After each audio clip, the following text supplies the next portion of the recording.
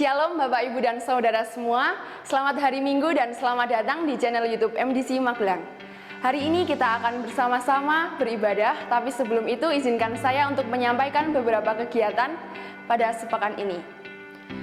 Doa pagi dilakukan secara online setiap hari Senin sampai dengan Sabtu pukul 5 sampai dengan selesai.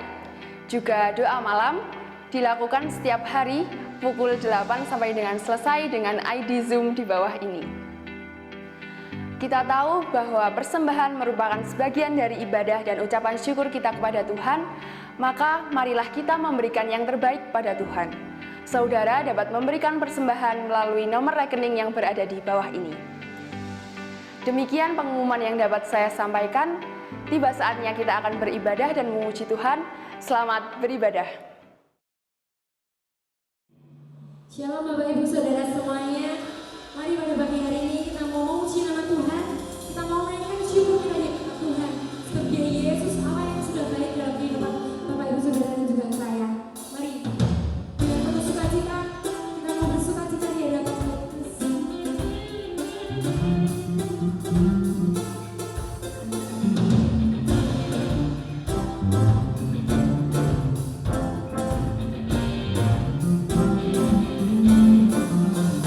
Kasih yang begitu besar.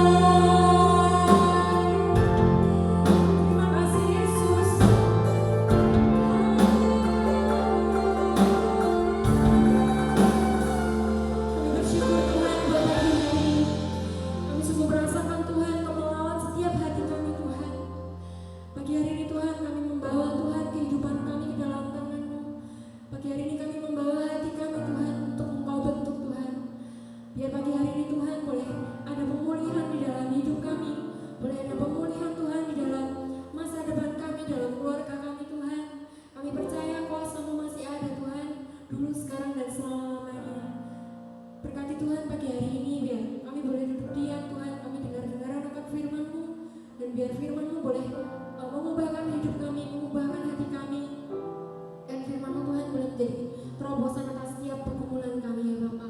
Terima kasih Tuhan Yesus, berkati hamba-Mu Tuhan yang sudah Engkau persiapkan, kiranya hikmat Tuhan datang daripada-Mu, pengurapan datang daripada-Mu ya Yesus. Terima kasih Bapa, kami siap mendengar firman-Mu hanya di dalam nama Tuhan Yesus Kristus.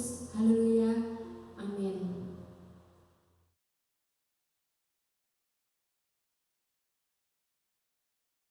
Shalom, selamat pagi Bapak Ibu Saudara sekalian. Anugerah Tuhan kalau pagi hari ini kita boleh kembali berjumpa dan beribadah kepada Tuhan Yesus. Walaupun kondisi yang masih belum kondusif, namun kita percaya kita punya Allah yang setia. Janjinya tetap bisa kita pegang dan kita andalkan di dalam hidup ini.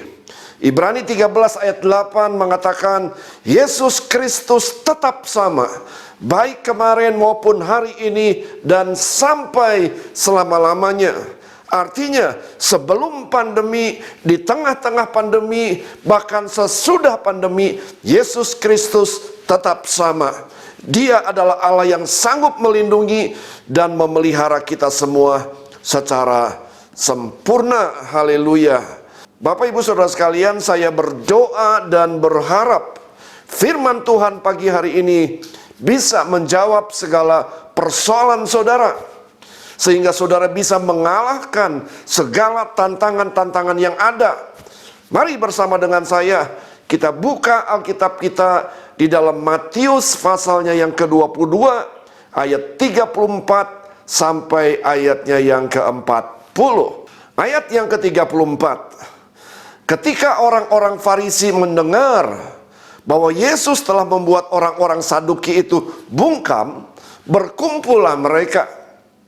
Dan seorang dari mereka, seorang ahli Taurat, bertanya untuk mencobai dia, "Guru, hukum manakah yang terutama dalam hukum Taurat?"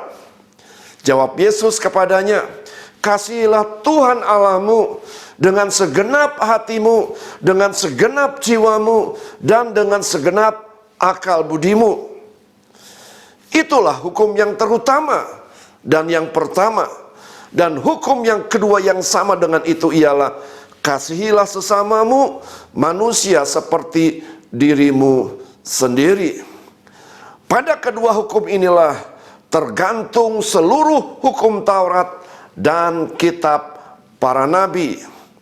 Bapak Ibu Saudara sekalian, seorang ahli Taurat bertanya kepada Yesus dengan motivasi yaitu untuk mencobai Yesus.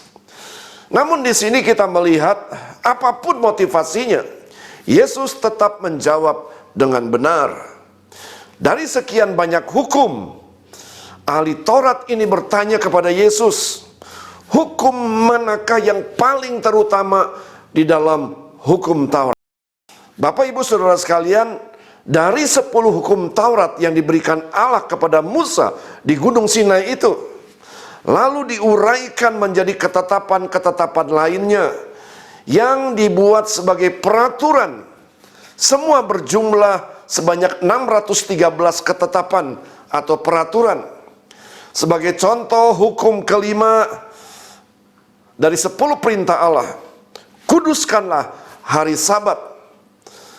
Itu diuraikan menjadi banyak peraturan.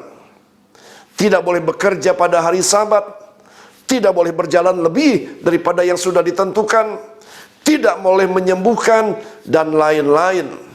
Dari semuanya itu, ahli Taurat itu bertanya kepada Yesus, manakah yang paling terutama dalam hukum Taurat?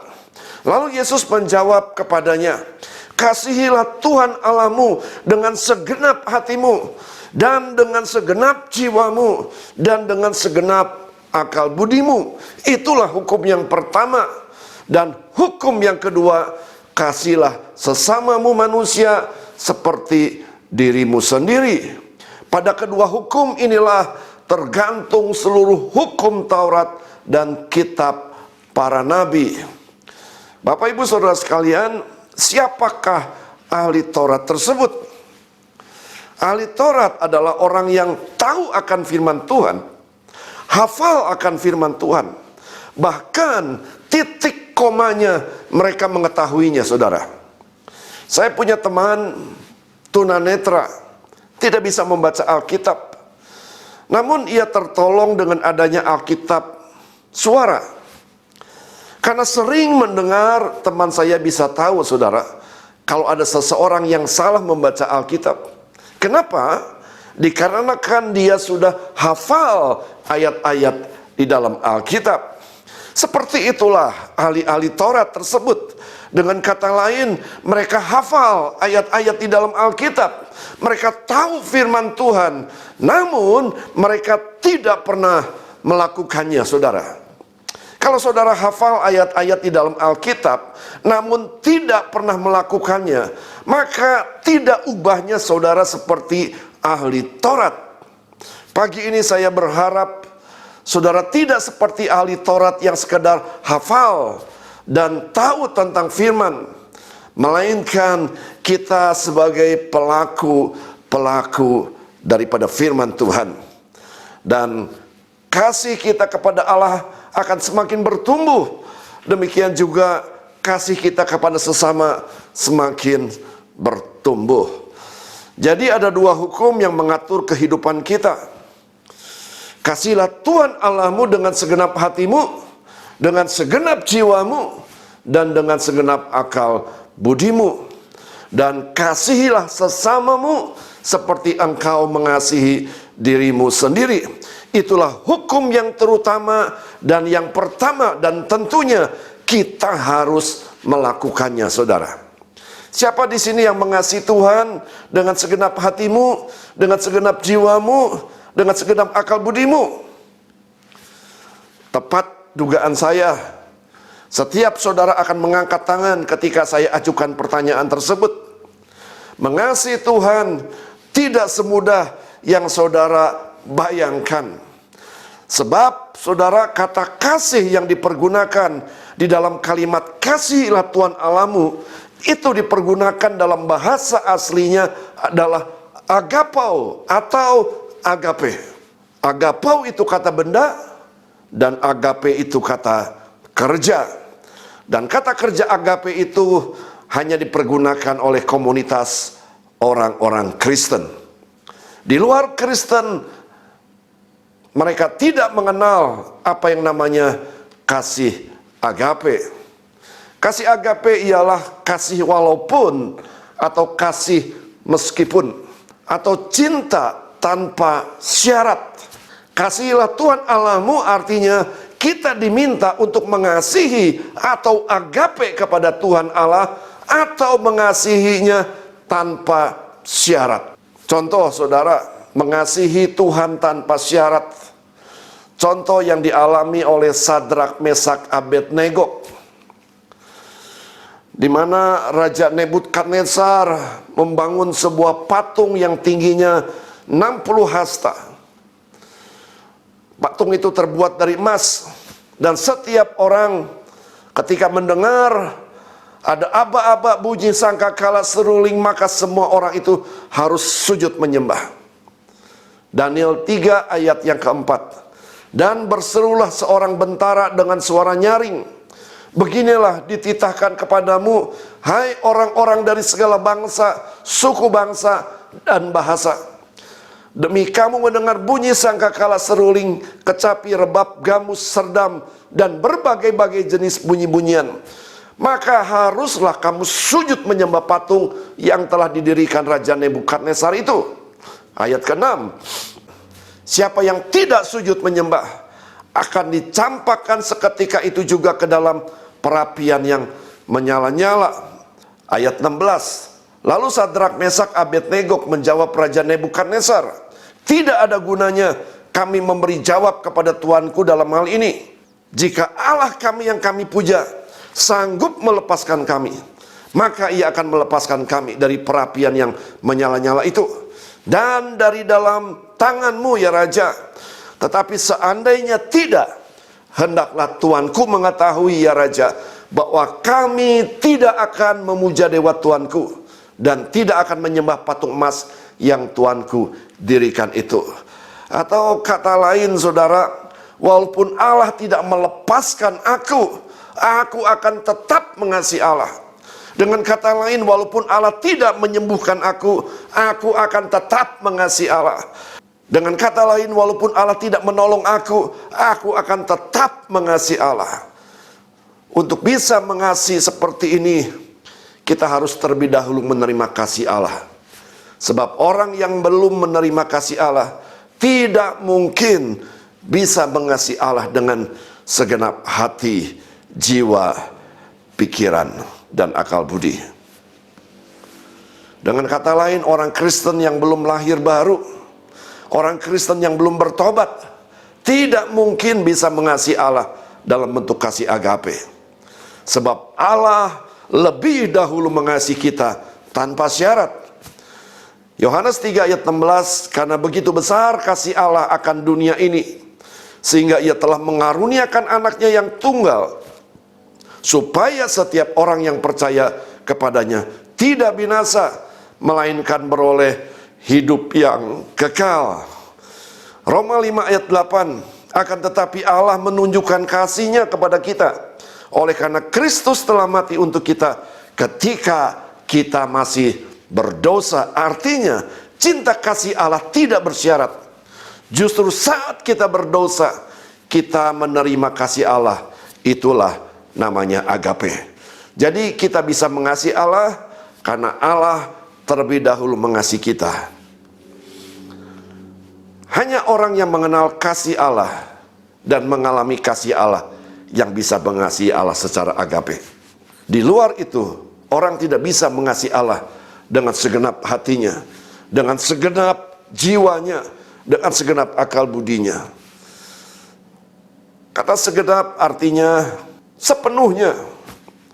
Kata segenap artinya totalitas hidup. Yang pertama, apa artinya kasihilah Tuhan Allahmu dengan segenap hati? Bapak ibu saudara sekalian, kalau saudara mengasihi Allah, berarti saudara menjadi kekasihnya Allah. Berarti tidak boleh ada ilah lain selain Allah di dalam hati saudara. Sebab Allah kita adalah Allah yang cemburu. Kalau ada sesuatu yang posisinya melebihi Allah di dalam hatimu, itu artinya engkau tidak mengasihi Allah dengan segenap hati. Kalau uang posisinya melebihi Allah di dalam hatimu, itu artinya engkau tidak mengasihi Allah dengan segenap hatimu. Kalau anak posisinya melebihi Allah di dalam hatimu, itu artinya engkau tidak mengasihi Allah dengan segenap hatimu. Saudara yang dikasihi oleh Tuhan, mengasihi Tuhan dengan segenap hati artinya Tuhan satu-satunya yang ada dalam hati saudara. Tidak ada yang melebihi daripada Tuhan. Saudara, dampak dari mengasihi Tuhan dengan segenap hati adalah 1 Korintus 2 ayat yang ke-9. Tetapi seperti ada tertulis yang tidak pernah dilihat oleh mata, dan tidak pernah didengar oleh telinga, dan yang tidak pernah timbul di dalam hati manusia, semua yang disediakan Allah untuk mereka yang mengasihi Dia. Itu artinya mujizat, saudara, yang tidak pernah kita pikirkan, yang tidak pernah timbul dalam hati kita. Itu yang Tuhan berikan atas hidup kita. Itu artinya mujizat. Kalau saudara ingin mengalami mujizat dalam hidup ini, mari kasihi Tuhan dengan segenap hatimu, maka engkau akan menerima mujizat dalam hidup ini. Yang kedua, apa arti kasihilah Tuhan Allahmu dengan segenap jiwa? Bapak ibu saudara sekalian, jiwa adalah bagian dari kehidupan manusia. Manusia sendiri terdiri dari tubuh, jiwa, dan roh. Di dalam jiwa ada perasaan, dan di dalam jiwa ada kehendak. Artinya, kasihilah Tuhan Allahmu dengan segenap jiwa, artinya orang yang memiliki kehendak, orang yang memiliki obsesi di dalam hidupnya, tidak lain tidak bukan hanya melakukan kehendak Allah. Yohanes 14 ayat 21, barang siapa memegang perintahku dan melakukannya, dialah yang mengasihi aku. Dan barang siapa mengasihi aku, ia akan dikasihi oleh Bapa-Ku, dan aku pun akan mengasihi dia dan menyatakan diriku kepadanya. Bapak, Ibu, Saudara sekalian, apa yang sedang engkau kerjakan hari-hari ini? Apakah itu adalah bagian dari kehendak Allah? Kalau itu bukan bagian dari kehendak Allah, tinggalkan dan kembali kepada panggilan dan rencana Allah semula di dalam hidupmu. Efesus 2 ayat ke-10. Karena kita ini buatan Allah, diciptakan dalam Kristus Yesus untuk melakukan pekerjaan baik yang dipersiapkan Allah sebelumnya. Ia mau supaya kita hidup di dalamnya.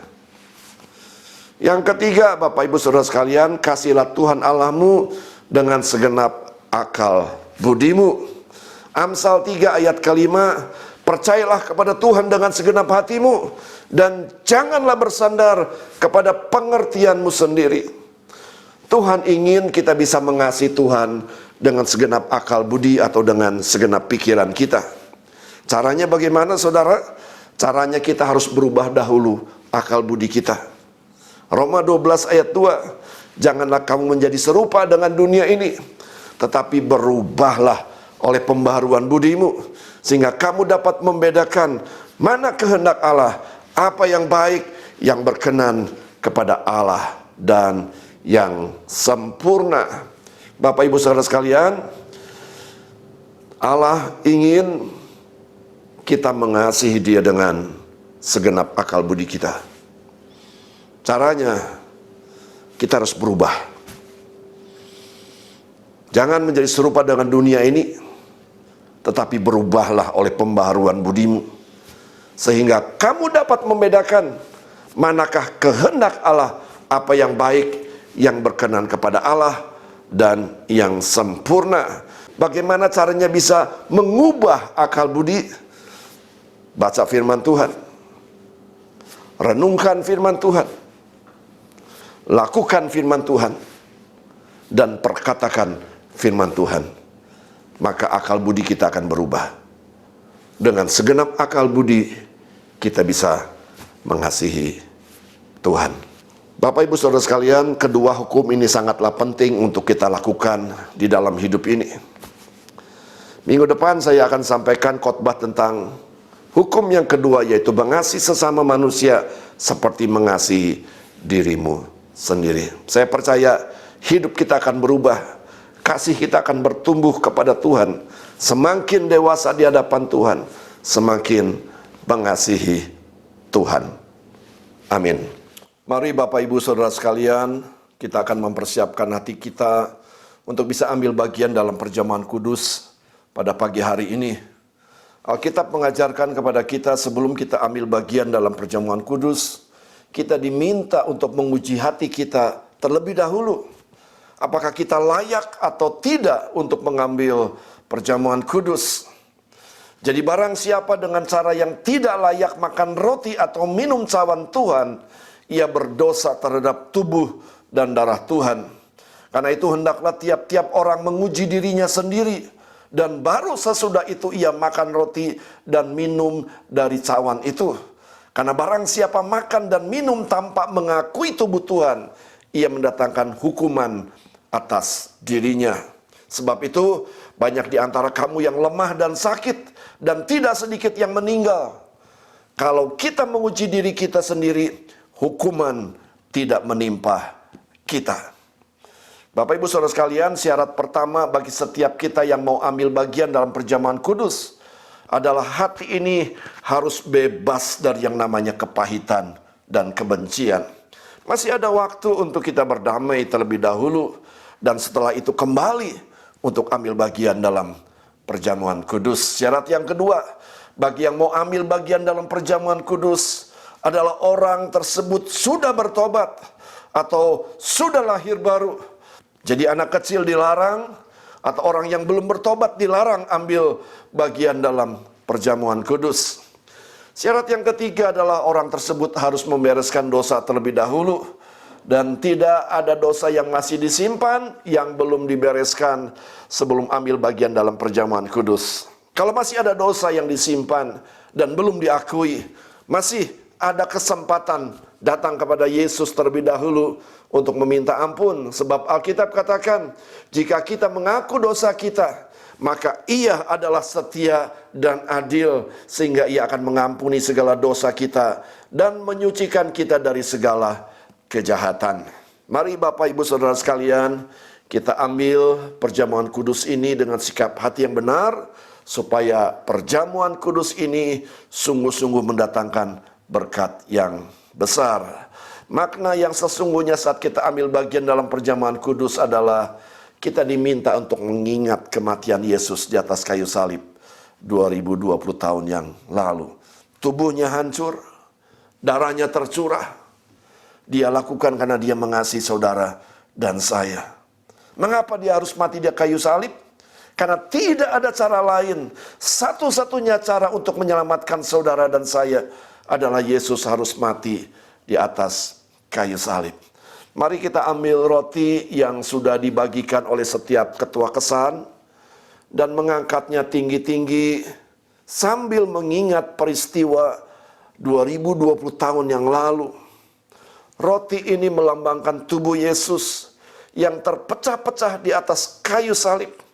Tubuhnya hancur, lambungnya ditikam, dan kepalanya dimahkotai duri. Kenapa dia mau melakukan hal ini? Karena dia mengasihi saudara dan saya. Sebab apa yang telah kuteruskan kepadamu, telah aku terima dari Tuhan. Yaitu bahwa Tuhan Yesus pada malam waktu ia diserahkan mengambil roti. Dan sesudah itu ia mengucap syukur atasnya. Ia memecah-mecahkannya dan berkata, inilah tubuhku yang diserahkan bagi kamu. Perbuatlah ini menjadi peringatan akan aku. Bukankah roti yang kita pecah-pecahkan adalah persekutuan dengan tubuh Kristus? Mari kita makan di dalam nama Yesus.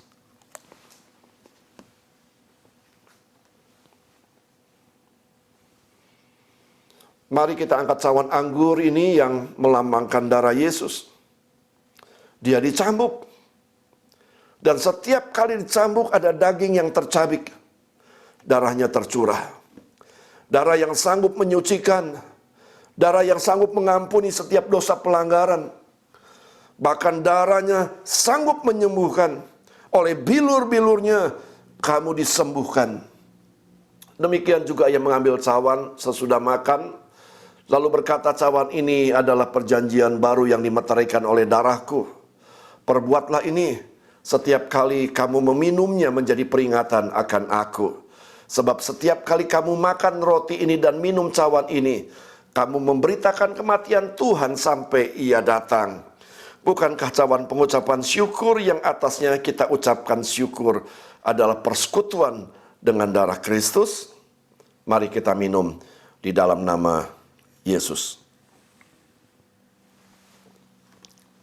Haleluya. Haleluya. Bapak Ibu Saudara sekalian, kata-kata yang terakhir yang Yesus ucapkan di atas kayu salib adalah sudah selesai. It is finished. It is complete. Artinya segala pergumulan saudara dan saya sudah Yesus selesaikan di atas kayu salib. Termasuk dosa, kutuk, sakit penyakit, sudah Yesus sembuhkan di atas kayu salib. Oleh sebab itu mari kita bersyukur. Tuhan Yesus, kami bersyukur pagi hari ini kalau kami boleh ambil bagian dalam perjamuan kudus. Terlebih daripada itu, kami boleh mengingat apa yang sudah Tuhan kerjakan di atas kayu salib 2021 tahun yang lalu. Kami bersyukur untuk darah yang tercurah. Kami bersyukur untuk tubuh yang hancur. Karena kami tahu darah yang tercurah sanggup menyucikan kami, sanggup membenarkan kehidupan kami. Terima kasih Tuhan Yesus. Bahkan di atas kayu salib, Engkau sudah selesaikan segala pergumulan kami. Dan tidak ada satupun yang terlewatkan. It's complete, it's finished. Semuanya sudah terselesaikan. Dan dengan iman kami raih pagi hari ini setiap janji-janji firman Tuhan Di dalam nama Tuhan Yesus, hamba berdoa secara khusus pagi hari ini untuk saudara-saudara kami, mungkin yang sedang sakit di rumah sakit, atau sedang berbaring di rumah karena sakit. Hamba berdoa, Tuhan nyatakan kuasa bilur-bilur-Mu untuk menyembuhkan mereka di dalam nama Tuhan Yesus. Atau mungkin ada jemaat yang sedang bergumul dengan pekerjaannya, atau bergumul dengan keuangan di masa-masa sulit pandemi seperti ini. Hamba berdoa, Tuhan, Engkau sudah selesaikan sesungguhnya segala pergumulan mereka di atas kayu salib. Dan biarlah mereka boleh menikmati janji firman Tuhan. Sebab janji-Mu tidak dibatasi oleh pandemi. Janji-Mu tidak bisa dihalangi oleh pandemi. Dan biarlah justru di masa pandemi ini kami boleh menikmati janji-janji-Mu ya Tuhan. Terima kasih, berkati setiap yang sudah mengikuti ibadah pada pagi hari ini, baik yang ada di Indonesia maupun yang ada di Australia, yang ada di luar negeri sekalipun. Kiranya berkat, anugerah, kemurahan dan kebajikan daripada Bapa di surga, kasih daripada Tuhan Yesus dalam persekutuan Allah Roh Kudus turun atas mereka semua. Di dalam nama Tuhan Yesus, hamba sudah berdoa dan mengucap syukur. Mari Bapak Ibu Saudara sekalian, kita mengangkat kedua belah tangan kita untuk menerima berkat. Saudara yang kasih Tuhan, terimalah berkat daripada Bapa, kasih daripada Tuhan Yesus, dan penghiburan Allah Roh Kudus mulai pagi hari ini sampai Maranatha, kedatangan Tuhan yang kedua kali, menjemput saudara dan saya menjadi jemaat yang tidak bercacat celah. Di dalam nama Tuhan Yesus, haleluya, amin. Selamat hari Minggu, Tuhan Yesus memberkati.